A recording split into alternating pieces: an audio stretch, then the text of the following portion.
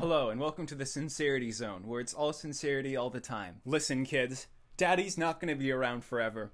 And when I'm gone, I want to make sure that you guys aren't just totally lost like your parents have gone for cigarettes and never returned. With that in mind, I think we should probably talk about,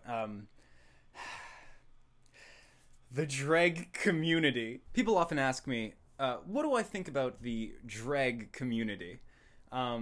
Now, you may know that I'm very skeptical of using a term like community to refer to an online space. That's not to say I don't see value in communities like that. I'm just a little skeptical of conflating like a real-world community with an online community, because, I mean, they feel like completely different things. Like, I don't think we should be using the same word to describe both of those things. Like, if I imagine a real-world community, I imagine people who love and care about each other and are invested in each other's emotional well-being. And when I imagine a online community, it's like you'll see a Reddit username that you've seen before, and you're like, wow, like the community parts of your brain will just start firing. From that kind of perspective, it might seem like a pale imitation of real life that most of us lack.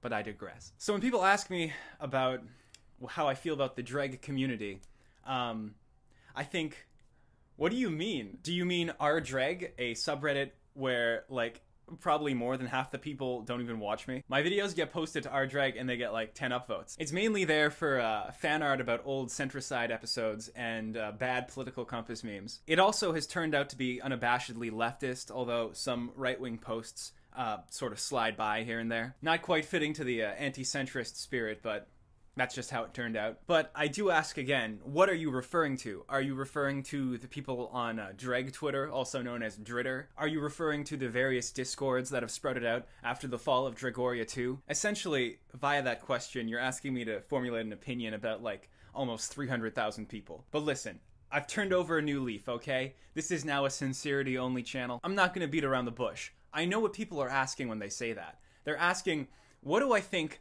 about the cringe Jreg fans? You know, not just someone who enjoys my content, but someone who really enjoys my content. You know, someone who, like, has my face as their profile picture. The expectation here, of course, is that because there are people a part of my community that are cringe, my community is therefore cringe. Let me be as clear as I possibly can here. There are some aspects of my community that I find really, really cool and really, really good. And there are some aspects of my community that I do find cringe. But here's the thing about accepting something. You don't just get to accept the parts of it that you want to accept.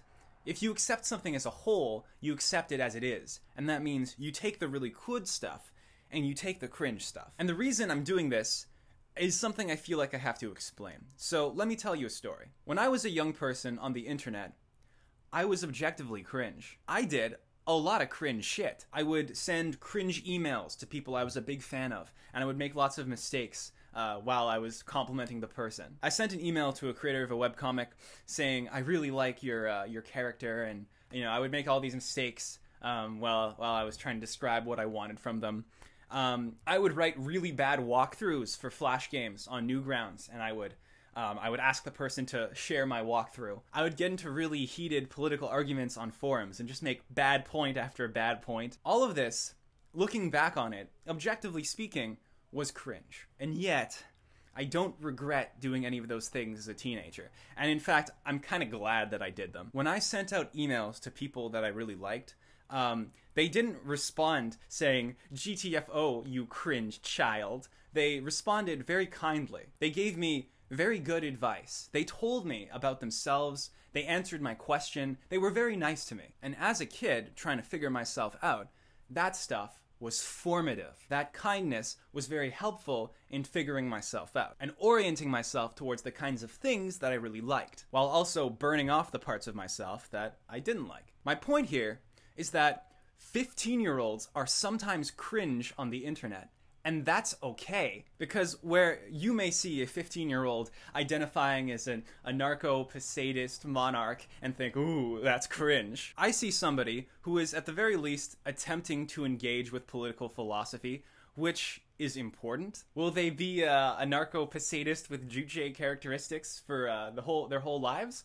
I don't think so. But I also think that doesn't matter. What matters is a genuine attempt to engage with ideas. And by sort of shirking back from trying to engage with ideas and calling something cringe, I don't know if that's helpful. And if some 20 or 30-year-old is pointing at some 15-year-old and being like, what a cringe kid, I think what's actually going on here is the 30-year-old sees something in the cringe kid that maybe they recognize within themselves or remind them of how they were when they were a kid. But here's what I do when I see something cringe on the internet posted by a child, okay?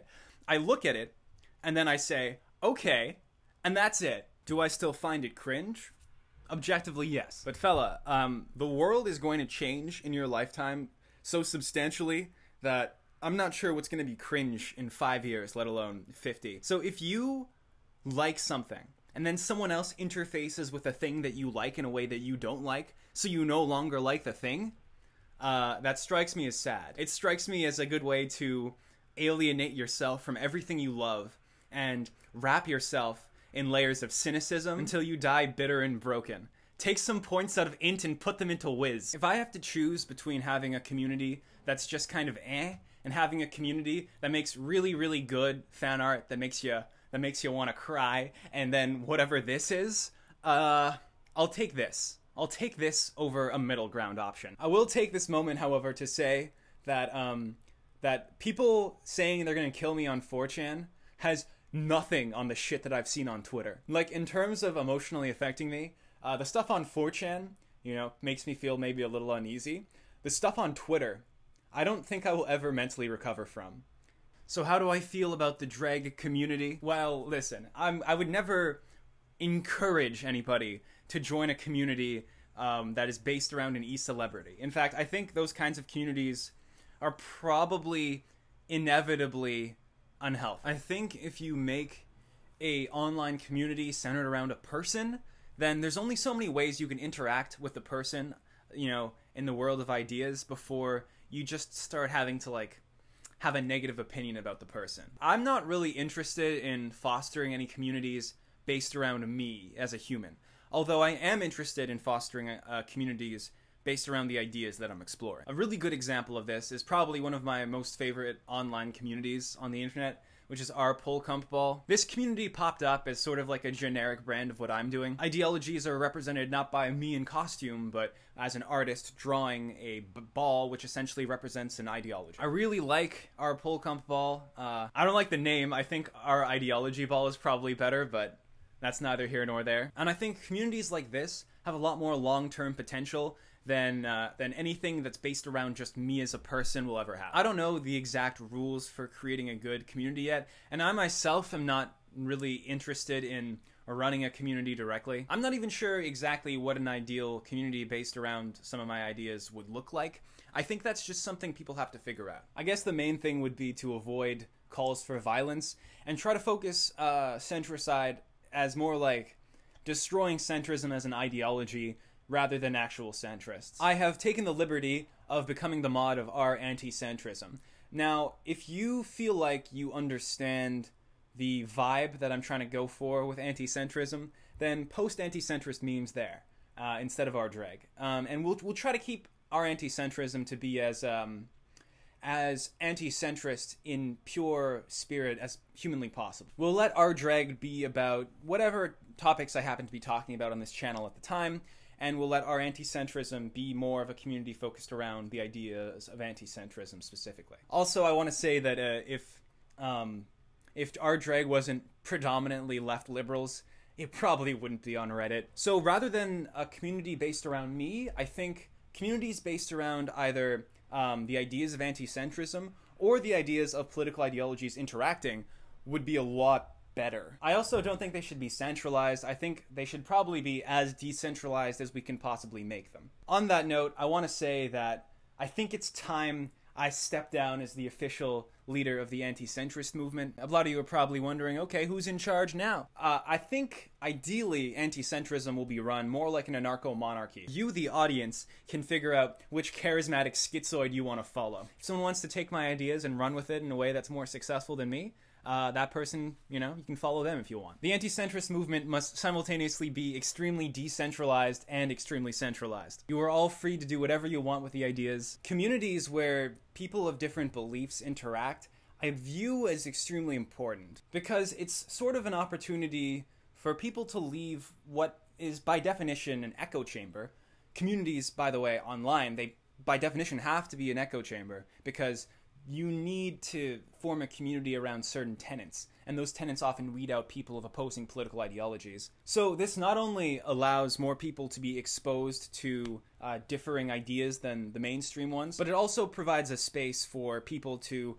have conversations with those who are outside of their echo chamber. Not that I'm even necessarily saying that there's anything wrong with the fact that echo chambers exist, but it is a rare thing to find an opportunity to step outside of it and enter a world of pure ideology. I feel as though there's immense value and potential in communities like this, and I think they're just getting off the ground now. Or we could just let the youth get played by status quo technocrats until everybody believes the same thing, but I feel like maybe a diversity of opinion in a time where the world is about to get shaped into something completely unrecognizable is maybe a good thing, so that we have some options to choose from. So now is probably a good time to bring up my beautiful children. I already talked about Our Polkump Ball, but I also want to talk about Jreg. Jreg is really cool. It's a reinterpretation of the Centricide series using stuff that's like off the compass on Centricide. And I think like spin-offs like this, which, you know, take the ideas and run with them in a different direction, is cool. I really like that. And that's sort of what I was talking about with the idea of,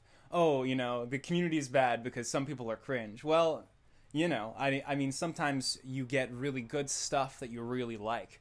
And I would much prefer to have that stuff than not have it, but then also not have anybody be cringe. And another thing I want to bring up about how cool it is that there are spin-offs of my work, it's sort of like, okay, here's a fan art of Egoist, who is a character from Jreg. Now, Jreg is based off of Jreg, Centricide, which is me. So fan art of Jreg looks like me, obviously. But fan art of Jreg is based off of their imitation of me, so it doesn't look like me anymore. It's like a mimetic mutation of my face across time, and a mimetic mutation of my ideas across platforms. I think that's pretty cool. Now look, I mean, Jreg might not be your thing, but the fact that people are taking the idea and running with it is really cool, and I will defend that shit. Because eventually, I think that the idea of political ideologies interacting has a fuck ton of value and is probably going to turn into something mainstream eventually. I also want to give a quick shout out to similar projects that have taken my ideas and sort of ran with them. There's this channel called Idea Logs. They do interviews with people from across the political spectrum. I think it's pretty cool. There are a variety of other spin-offs. If I find a channel that I like that does spin-offs, I'll add it to my sidebar. But there are channels that like analyze wacky ideologies, and you know what? I like them. I like them a lot. Talking about ideologies in politics and the way that we are talking about ideologies in politics is new. It's different.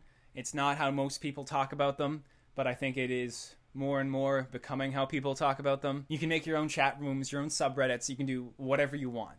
The ideas are, they're just ideas. I don't own any of them. You can have them all. And on that note, I want to talk about the Centricide IP. What I'm doing here doesn't exist in a vacuum.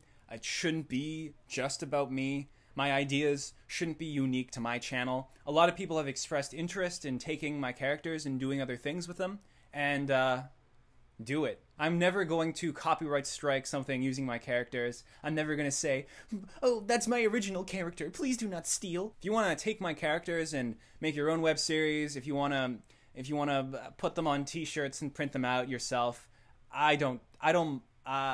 it's not that I don't care, I encourage it. I'll let you in on a little secret. Managing intellectual property is not why I wanted to be an artist. Filing cease and desist letters to people with 50 subscribers is not why I wanted to be an artist. A lot of people have expressed interest in making board games and dating sims and Dungeons and Dragons campaigns based off of my ideas and my characters, and I say, do it, bucko. Do I look like I can afford a lawyer anyway? My art is like my children, and spin-offs of my art are like my grandchildren, and god damn it, I'm a family man. I'm not a lawyer, I'm not a businessman, I'm an artist. And as an artist, it's my goal to give people good art that I'm interested in, and give other people the tools to make good art that they're interested in. My whole shtick is built upon a great number of ideas that have come before me, and a lot of ideas that will live on far beyond me. It is naive and a little bit juvenile to think that I can control the flow of these ideas. That being said, I just ask a few things. If you're gonna use my my face, my image, just let me know ahead of time. And if you plan to make money off of it, tell me, and maybe we can work out some deal where if you want to make like say a board game, I think it would be really cool if we could, because there's so many people who want to make board games.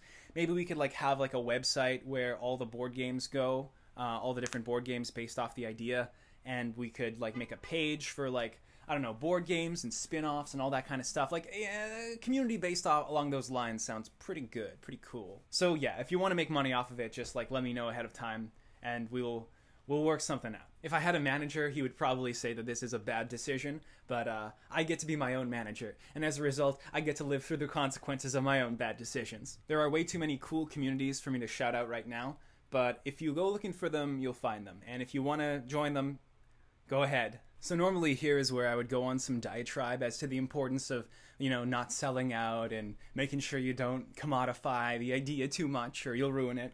But this is the new sincere Jreg, okay? So I'm just going to show you what I got. There is a plush. There is an anti-centrist plush now. Look at this. I very rarely tell you to buy anything on this channel, but I actually, in this case, went out of my way to get this made. Instead of having somebody come to me and like sponsor me, because I just thought this would be a good idea. It's an anti-centrist ball. You can like, it's bouncy. Incredible. It's like a, oh my god. Look at this beauty. Look at this beauty up close. It's got the pride flag colors all around it. On one ear, it's got the anarcho-capitalist flag with the price of the plush on it, $24.99. On the other ear, it's got the anarcho-communist flag. On the back, it has a Star of Zion with an iron cross in the middle. It's wearing the communist Ushanka. It's got the fascist cap and the ANCAP fedora. I'm really proud of it. I love it. When making this plush, I had the opportunity from the company to copyright the idea and make sure I own the intellectual property to this. And I said no. And I'll tell you why I said no. Look at this, right? This flag is something, I don't even know who drew this flag. I've been trying to find out for a while because I use it a lot. So, well, first of all, like, do I own that flag? No, I didn't make this. Do I even own the idea of combining ideologies? I mean, not really. I popularized it, but I don't own the idea. Do I own the archetypal image of an anarchist or a communist? Like, no. I really like how, for example, our Poland Ball operates. If you make our Poland Ball comic, no one's gonna bust through your door and be like, original character, I'm actually made Poland Ball. No, people just make comics in the style, and it's like loose and free form, and I really like that. It comes in this cool reusable bag. Did I mention that it's bouncy? Incredible. That's my favorite part. I'll link to the image that the design was based around in the comments. We have to sell 400 of these to make them viable. So if it's something you want, then buy it. If it's not something you want and 400 of them don't get printed, no big deal. You know, I at least got this plush out of it, so it's a win-win. Okay, hold on. Let me see if this works. Did I mention it's durable and like doesn't smell like a sweatshop? That's pretty cool. I think for a long time, I decided not to talk about the communities that were forming around me because I was worried, I don't know, that I would be responsible for them, and I wasn't in charge of how they were forming, so I didn't want that responsibility. But again, I don't think it helps anyone to not talk about a very relevant aspect of something. And whether I like it or not, my community is a relevant aspect of what I do. So those are my thoughts on it right now. They could change. But at the end of the day, the people that like my content are what allow me to like my life. So I know that's not a good long-term plan, but for now, it's what's keeping me going. Sick.